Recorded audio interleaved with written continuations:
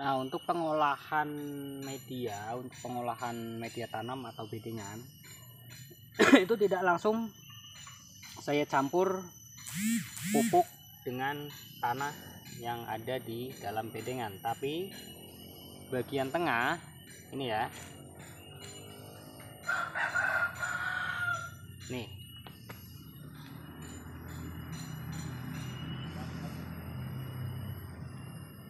bagian tengah ini yang kita campur dengan pupuk kohe kambing yang pasti kohenya sudah matang ya. Nih sudah matang, udah di fermentasi. Dan jika menggunakan pupuk kandang yang belum difermentasi, usahakan gunakan pupuk kandang yang sudah bertahun-tahun terkena panas dan hujan atau sudah hancur. Itu bisa langsung digunakan tanpa difermentasi.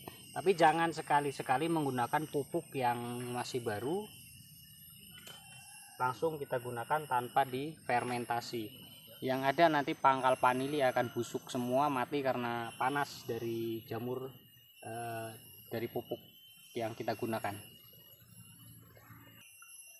Lalu perlakuan apa aja yang dilakukan dari hari pertama setelah pembuatan bedengan.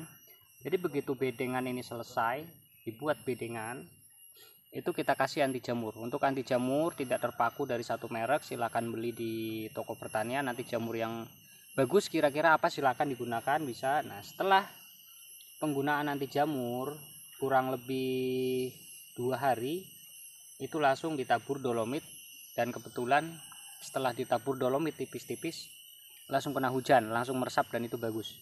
Nah, setelah penggunaan dolomit atau mungkin waktu penggunaan dolomit bisa langsung dengan penggunaan pupuk atau pemberian pupuk, ataupun di beda hari atau beda waktu, keesokan harinya setelah si dolomit meresap bisa langsung disusul pupuk juga bisa. Atau kalau pupuk mau diaduk langsung atau diaduk rata ya, diaduk rata di waktu pembuatan bedengan juga bagus juga bisa. Untuk penggunaan pupuk silakan dipilih mana yang lebih mudah aja. Kalau saya buat lubang di bagian tengah ya, sepanjang tengah bedeng lurus dengan barisan tiang, itu saya buat lubang dengan kedalaman kurang lebih 15 cm sampai 20 cm dengan lebar kurang lebih 1 jengkal. Itu saya kasih pupuk, lalu kita timbun lagi dengan tanah atau dari media yang ada di bedengan.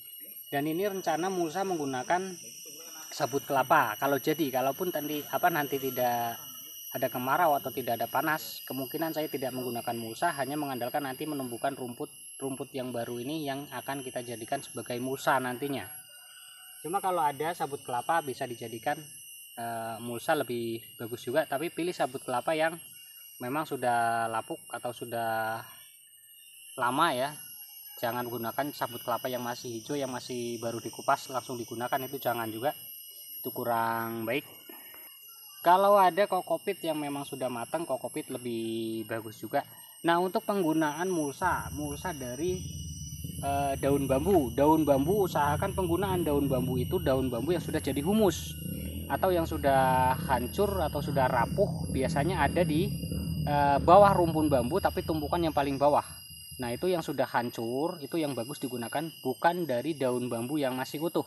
Jika kita menggunakan daun bambu yang masih utuh, jika lahan nanti kita pangkas terbuka, ketika si daun bambu ini terkena sinar matahari, daun bambu permukaannya akan panas, dan itu akan menyebabkan, biasanya sering terjadi, mati di bagian pangkal batang. Memang untuk akar yang ada di bagian dalam lebih aman, tapi lebih berdampak ke bagian pangkal batangnya yang tersentuh dari daun bambu yang masih utuh. Nah, ini kita tanam stek panjang semua. Ini tanggal 11 September kita mulai tanam. Stek panjangnya ada yang 5 sampai ke 10 meter. Ini lahan belum selesai tapi tanam bertahap.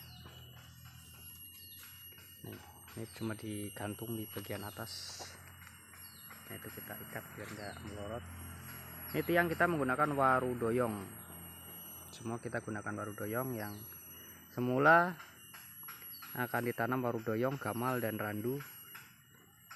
Tapi setelah dipikir ulang, sekalian kita tanam menggunakan waru doyong keseluruhan, dan nanti lahan satunya kita gunakan gamal. Jadi kita bedakan lokasi aja ya. Tadinya mau di satu lokasi, mau kita buat satu baris dengan tiang waru, satu baris tiang indigo vera, satu baris randu, dan satu barisnya gamal.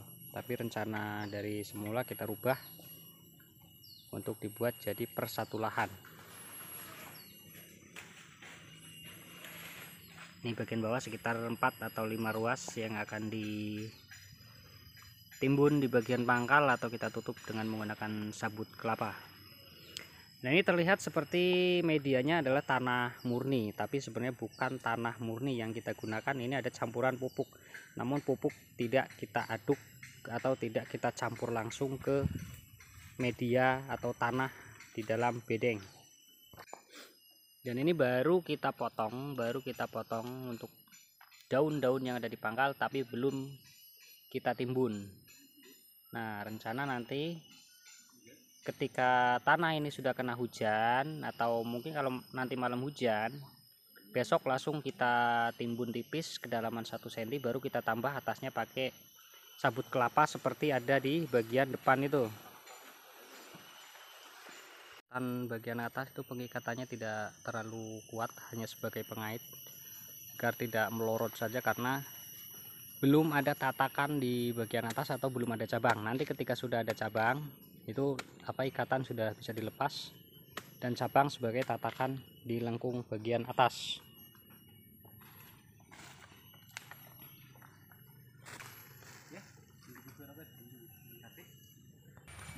Dan ini persediaan bibit-bibit kita. Ini barusan kita pangkas kemarin sore. Ini ya. Ini stek panjang semua ini. Ada yang 8 meteran, ada yang 10 meter. Nah, ini salah satu hal penting juga. Hal penting saat kita polinasi, itu kita lihat kondisi batang. Ini batang kan kita tanam masih baru. Akar baru mulai tumbuh. Ada di video sebelumnya tadi, kemarin udah 3 hari yang lewat, itu untuk ngecek akar di bagian bawah, dan sekarang tidak saya cek lagi karena takutnya nanti akarnya patah.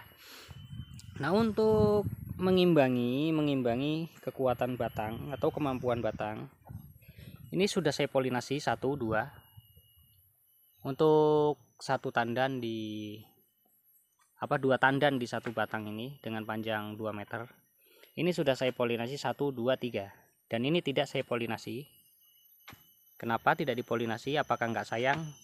Kalau lagi tumbuh lagi seperti ini juga akan tumbuh lagi besok, mekar lagi besok.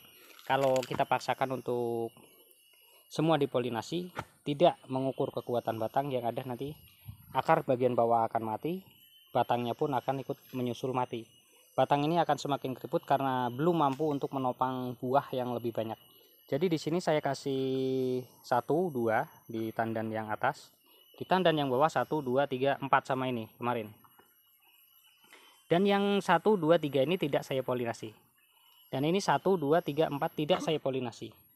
Jadi di batang ini hanya ada 1, 2, 3, 4, 5, 6. 1, 2, 3, 4, 5, 6. Hanya saya polinasi 6 bunga untuk mengimbangi kemampuan si batang ini yang sekarang kondisinya masih agak layu karena akar memang belum mampu.